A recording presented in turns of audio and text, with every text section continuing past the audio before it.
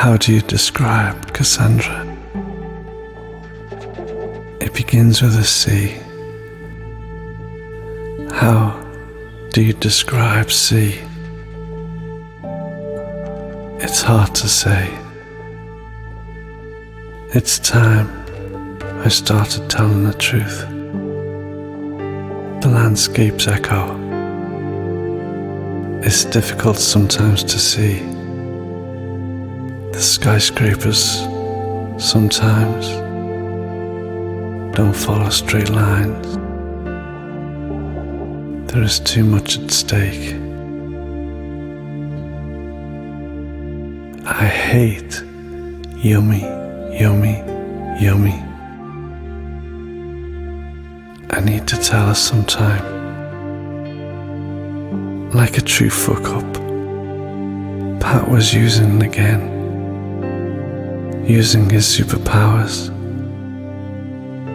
He was listening to David Bowie's Blackout, the live version from stage, not the album version from Heroes. It is not the same. But he was only listening to the intro. He had looped it. It's got that intensity, that drive, that helps Pat forget to panic. It gets him moving. It gets him calmer. It gets him outside of real life. That is the only place that feels right. He doesn't need love or sex in the normal sense. That path is too complex, full of ups and downs and dramas and conflict and pain. Nothing constant, nothing safe. Pat knows he is damaged, but he also knows that he is resilient and knows how to survive. Work is his coping mechanism, his survival technique. Pat needs to work. Work is a safe space to make something creative and beautiful. Cassandra is probably right. I might have been a singer in that other dimension, but she was creative too. It is obvious. It is in her eyes and in her muscle memory. Stuff like that you can't hide. He doesn't want to run off into the sunset with Cassandra. That template is so tried and tested and never secure. He wants the solid framework and foundation that allows them to work together productively and hopefully beneficial to both of them. He wants to work with Cassandra. He doesn't have the passwords and the usernames to be normal. It doesn't matter what dimension he is in. That reality will never change.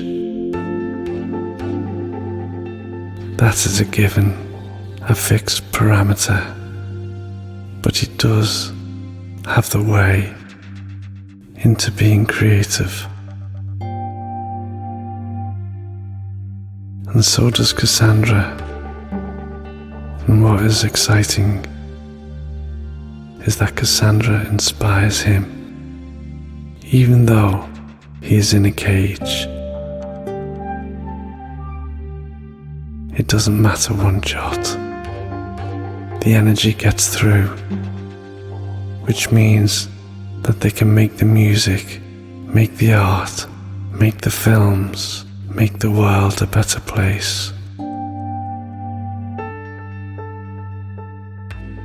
He needs to know that when all of this is past, once this journey's finished, they learned everything that was possible for them. They did the right things. They did the good things. And they looked after one another in this difficult terrain. It is not easy.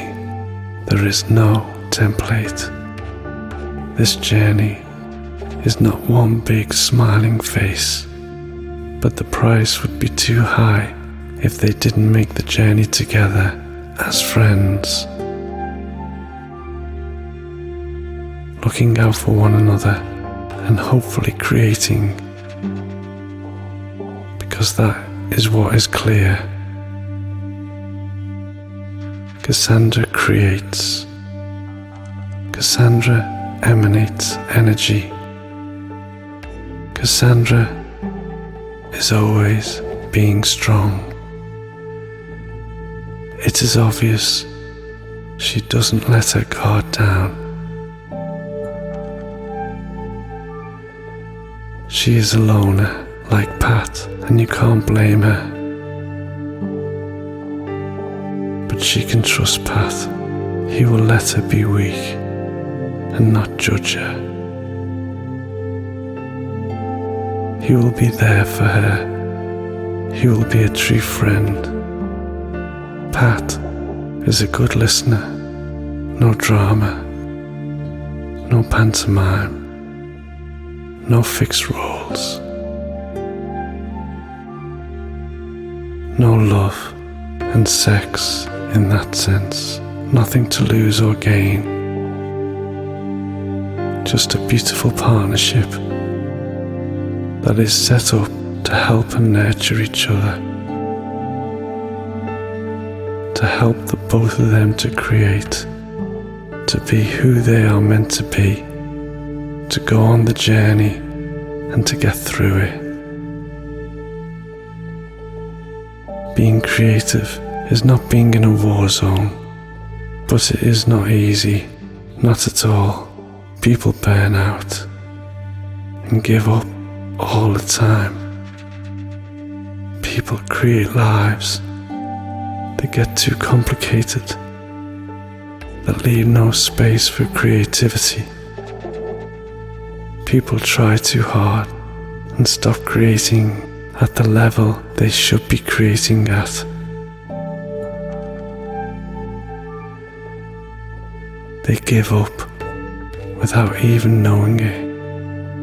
It is a minefield, and in that way, Cassandra and Pat are lucky they can help each other reach their goals, whatever they may be, and enjoy the journey together, and make sure their creative spaces stay open and resonant and positive and healthy.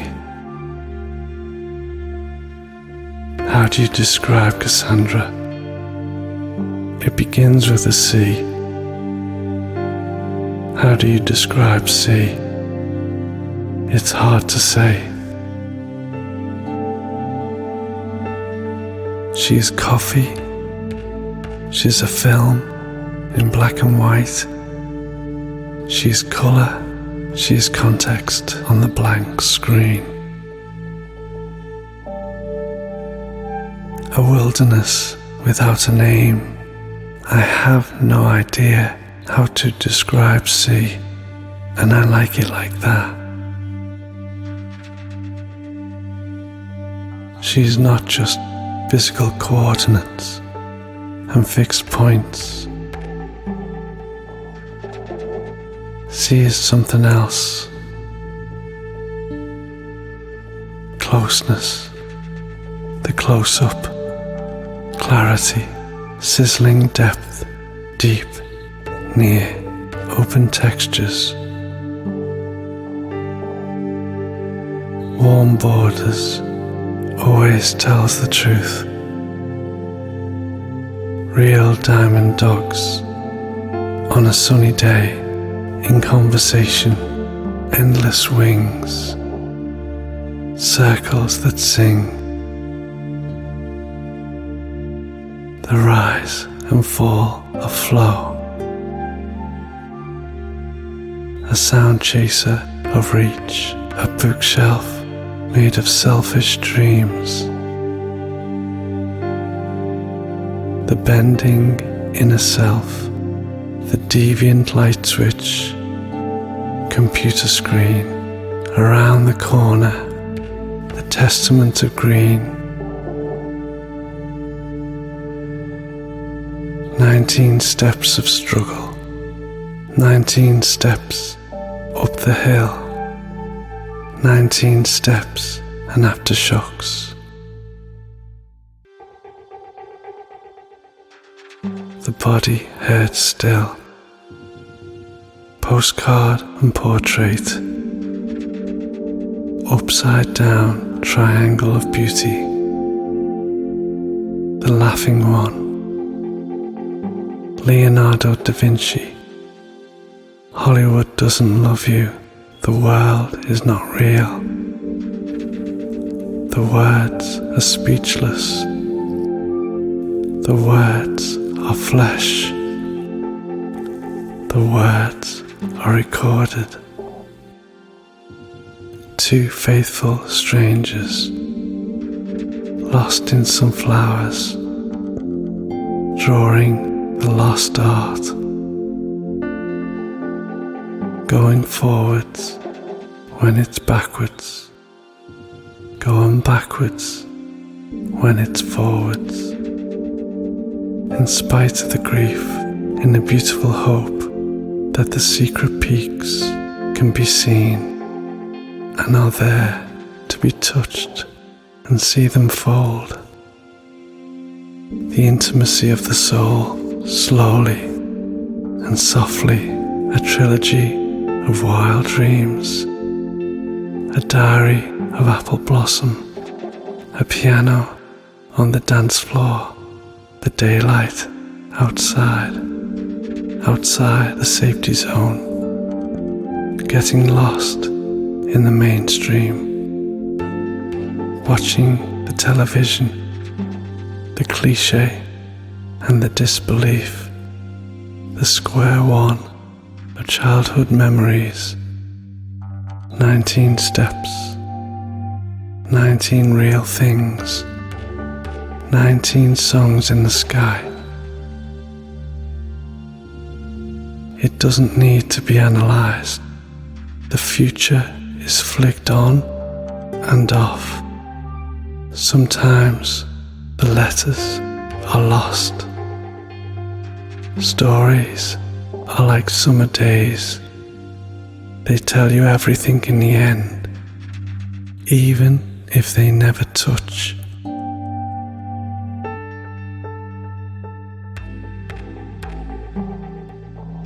Cassandra suddenly braked. Jesus, do you write this stuff in your notebook? Pat smiled. Cassandra started up again. Peter Frampton's I'm in You had burst out the radio as soon as the electrical panel was turned on again. Of course, I would never have said, what? That I could write? No. That you had what it takes to be a DJ. Who knows what you do in your parallel life? Looking at you when you are as stiff as a wooden wand, it would seem that you have escaped from the manager's room of a bank. But you are not monodimensional. Pat snorted. Given the circumstances, this seems quite obvious to me. Here you are. The bank manager is back. Jesus Christ, what the fuck are you saying? I'm in this fucking 500 that you use as though it was a Lamborghini, and I witness all sorts of oddities without a word. Where would my rigidity be? Okay, let's see if I'm wrong. Let's stop for petrol. The service area seemed abandoned if it wasn't for the owner, who noisily sipped a beer, sitting in a chair just in front of the petrol pump, and who greeted them with a half smile. Cassandra had leaned out of the window. Can you fill me up, please? Pat closed his eyes. She did not say that. She did not just say that. Are you sure this toy car doesn't run on batteries? The man laughed in her face.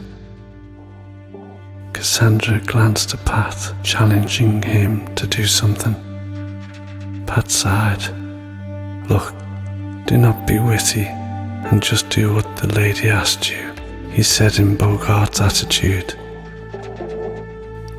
The man put the beer on the ground and rubbed the knuckles of his right hand. Foretelling nothing good, Cassandra let out a half laugh. Now we can have some fun. The man threw a punch that cut the air between himself and Pat's face. Pat dodged on the fly and responded with an uppercut that made the man skid and almost fall to the ground. Cassandra jumped in midair. I knew you were capable. Meanwhile, the man had recovered and had grabbed his beer from the ground with very bad intentions. Cassandra had noticed the scene, and with a gesture of the right hand, she literally interrupted the action of the poor man, who got frisky in a ridiculous attacking pose. Pat burst out laughing. You know, Cassandra told him, as she reached into the man's back pocket, I think I've always liked the idea of picking up a gas station attendant. Gas station attendants always have swollen wallets. Here, look, it will be at least $6,000. And what are you waiting for, my dear DJ? Fill up the 500. Pat obeyed, feeling the blood rushing through his veins faster than usual and feeling as free and as light as ever.